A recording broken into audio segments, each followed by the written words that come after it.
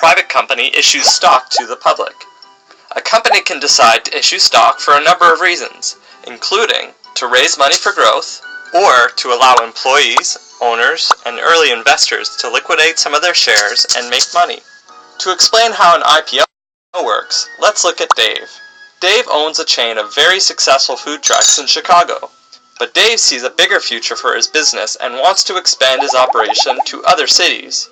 To do so, he decides to issue shares to the public to raise the necessary cash he needs to build more trucks, inventory, marketing, and staff. Dave can't just issue stock himself to the public. He needs to use an investment bank. If the IPO is big enough, a company can use multiple investment banks, but since Dave's offering is small, he uses one, J.P. Stanley. Based on the value of Dave's company, Dave and J.P. Stanley determine the IPO price, the amount of shares they will use, and the percentage of ownership of Dave's food trucks they will give up. J.P. Stanley values Dave's food trucks at $100 million, and Dave decides to sell 10% of his company. 10% of $100 million means Dave will be raising $10 million. The investment bank decides they will be issuing $1 million in shares to the public at $10 apiece.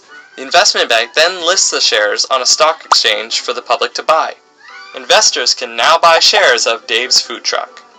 In the late 1990s, IPOs really took off as technology startups were issuing stock and raising a ton of money extremely quickly.